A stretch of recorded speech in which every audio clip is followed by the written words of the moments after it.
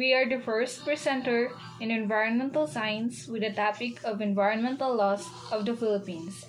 But first, we will introduce ourselves. I am Karel Casiano.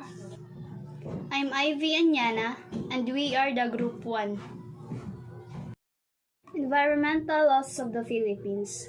What is environmental law? A complex and interlocking body statute, common law, treaties, convention, regulation, and policies. Operate to regulate the interaction of humanity and the rest of the biophysical or natural environment. Purpose of reducing or minimizing the impact of the human activity, both on the natural resources for its own sake and on humanity itself. In short, environmental laws encompass a wide range of subjects such as air, water, and quality, hazardous waste, and biodiversity. The purpose of these environmental laws is to prevent, minimize, remedy, and punish actions that threaten or damage the environment and those that live in it. The environment provides us with resources for production, which include renewable and non-renewable resources. Principle influencing environmental laws: environmentalism, ecology, conservation, stewardship, responsibility, and sustainability. Areas of concern: air quality and water quality, global climate change, agriculture, biodiversity and species of protection, pesticides and hazardous chemicals, waste management and remediation of contaminated land, management of public land and natural resources. Philippines Laws on Environmental Protection and Conservation. Republic Act 9512, Environmental Awareness and Education Act of 2008. It's an act to promote environmental awareness through environmental education and covers the integration of EE in school curricula at all levels, be it in public or private, including daycare, preschool, non-formal, technical, vocational, indigenous learning, and out-of-school youth course or programs. Republic Act 9512, Environmental Awareness and Education Act of 2008, also known as the National Environmental Awareness and Education Act of 2008, declared the month of November as a National Environmental Awareness Month to promote awareness, especially among the youth, and the importance of protecting the environment and natural resources. It can also help to minimize pollution and global warming. Section 3. Scope of Environmental Education. The Department of Education (Btled), the Commission on Higher Education (CHED), the Technical Education Skills Development Authority (TESDA), the Department of Social Welfare and Development (DSWD), in coordination with the Department of Environment and Natural Resources (DENR), the Department of Science and Technology (DOST), and other relevant agencies, shall integrate environmental education in its schools curricula at all levels, whether public or private, including in barangay daycare, preschool, non-formal, technical, vocational, professional level, indigenous learning, and out-of-school youth course or program. The scope of environmental education, also called the content or subject matter of the environment education. Environment education, not limited to issue of sanitation and health, but it is now concerned with pollution control, biodiversity conservation, waste management, and conservation of natural resources.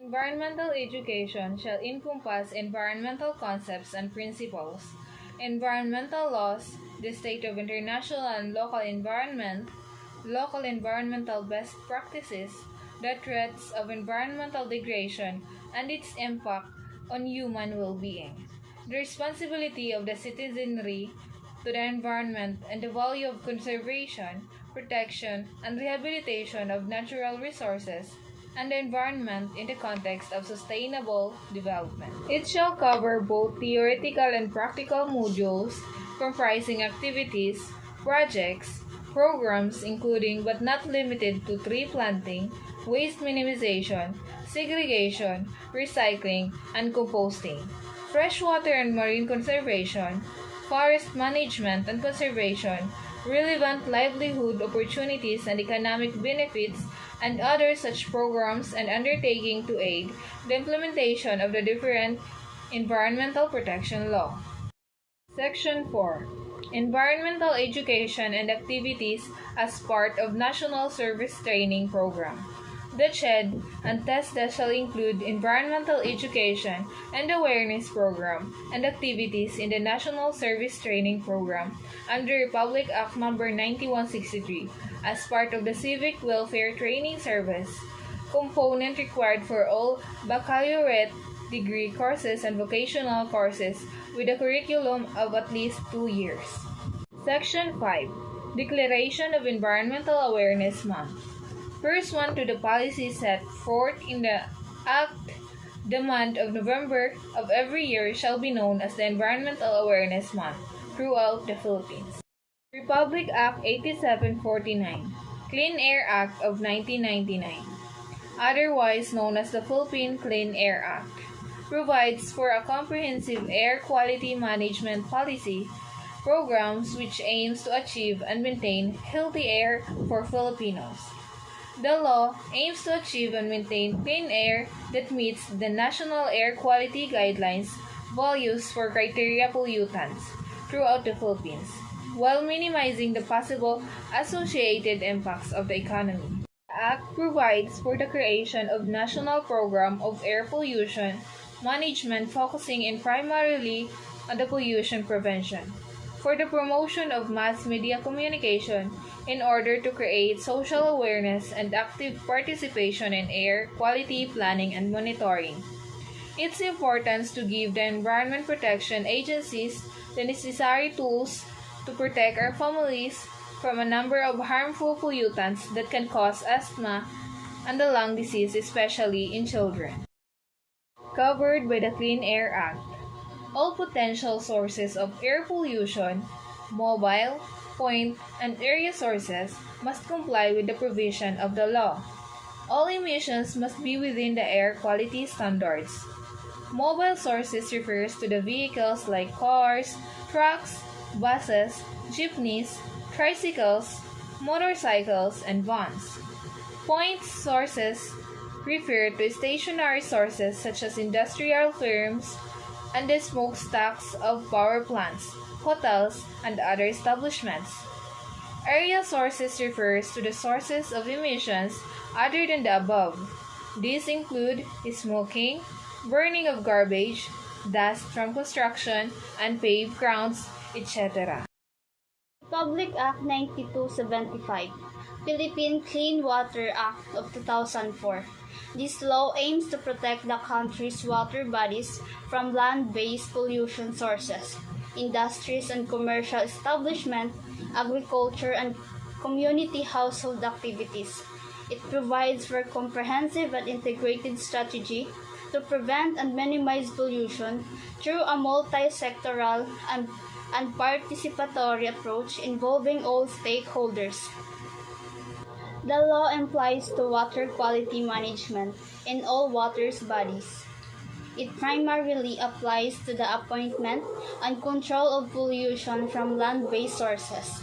The water quality standards are regulation and the civil liability and penal provisions under the law shall be enforced irrespective of sources of pollution. In addition to regulating pollution of water bodies, DENR shall formulate and apply standard for the transport and disposal of effluent, sewage, and septage off-site, whether offshore on land, as well as disposal of individual wastewater on land. Republic Act 6969, Philippine Toxic Substance and Hazardous and Nuclear Waste Control of 1990. The Department of Environment and Natural Resources shall be the implementing agency and shall be assisted by the Interagency Advisory Council. The law aims to regulate, restrict, or prohibit the importation, manufacture, processing, sale, distribution, use, and disposal of chemical substance and mixture of the present unreasonable risk to human health. It likewise prohibits the entry, even in transit, of hazardous and nuclear waste under disposal into the Philippines territorial limits for whatever purpose, and to provide advancement and facilitate research and studies on toxic chemicals. The Act provides legal framework for the Philippines to control and manage the importation, manufacture, processing, distribution, use, transport, and treatment, and disposal of toxic substance and hazardous and nuclear waste. This Act to control toxic substance and hazardous and nuclear waste, providing penalties for violation therefore and for other purpose. This program of DENR EMB covers the sound and proper management of industrial chemicals and hazardous waste in all aspects of its life cycle, from importation, manufacture, distribution, transportation, use, and disposal. It provides for the regulation of all chemical substances that may pose threat to public health and the environment through import, manufacture, sale, use, distribution, and disposal, as well as the regulation of all hazardous waste from generation, transport, storage, reuse, recycling, treatment, and disposals. Registration of the following is required to ensure that industrial economic growth is achieved in environmental sound manner, to effectively waste in order to minimize human environmental impact caused by industrial activities.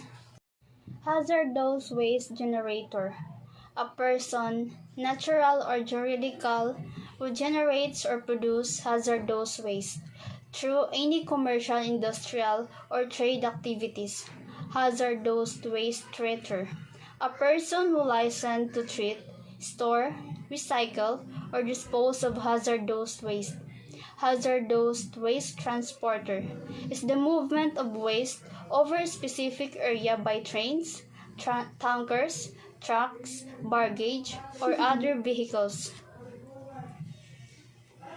Violators shall be subject in fines, imprisonment, dismissal from office, confiscation, and forfeiture of chemical substance and mixture in favor of the government, and the deportation and exclusion from entry into the Philippines in case foreigners.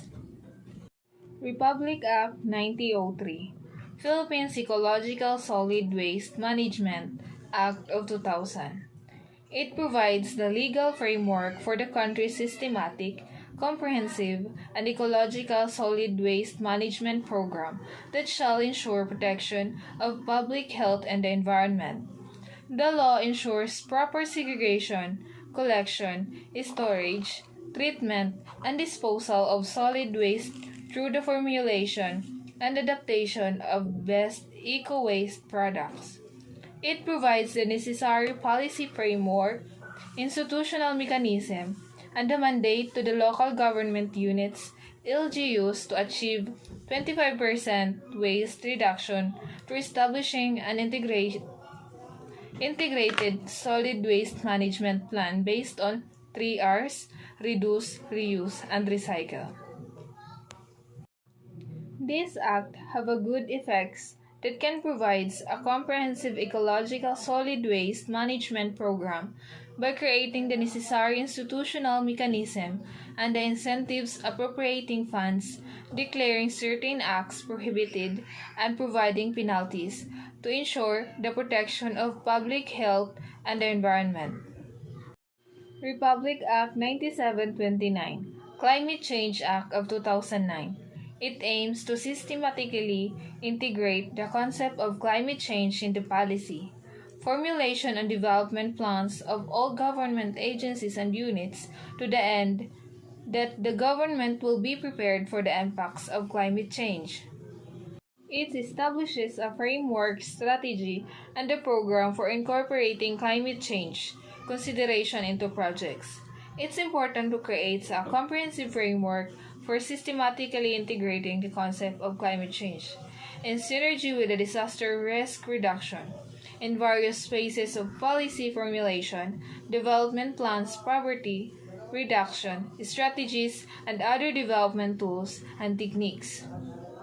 Presidential Decree 825, providing penalty for improper disposal of garbage and other forms of uncleanliness and for other purposes. Section 1.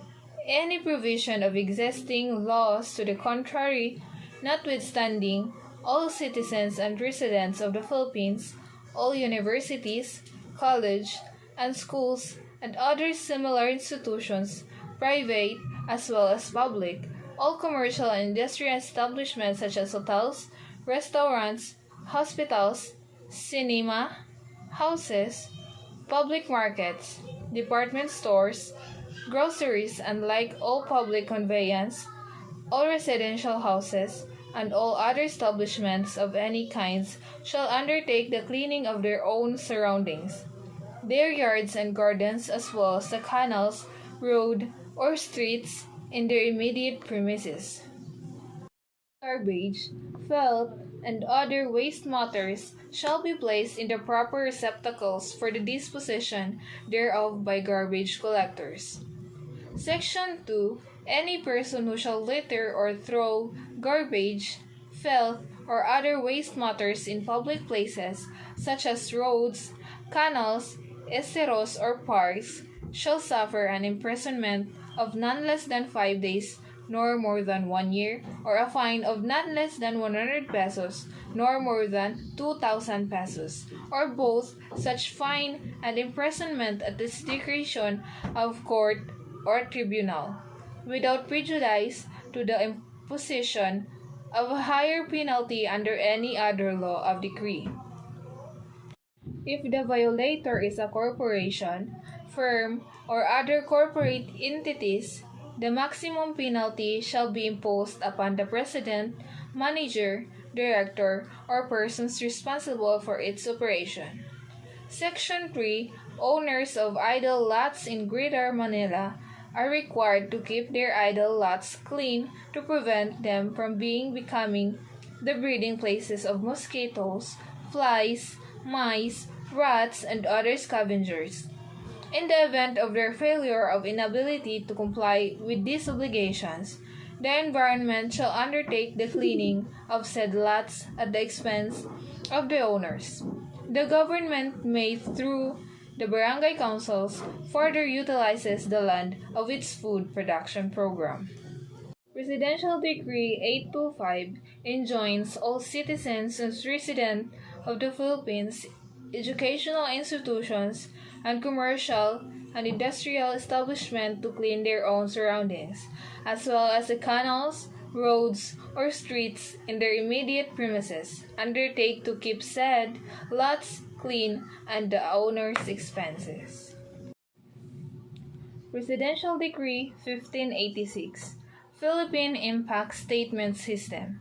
This law requires private corporations, firms, or entities including agencies and instrumentalities of the government prepare Environmental Impact System or EIS for every proposed project and undertaking which significantly affect the quality of environment.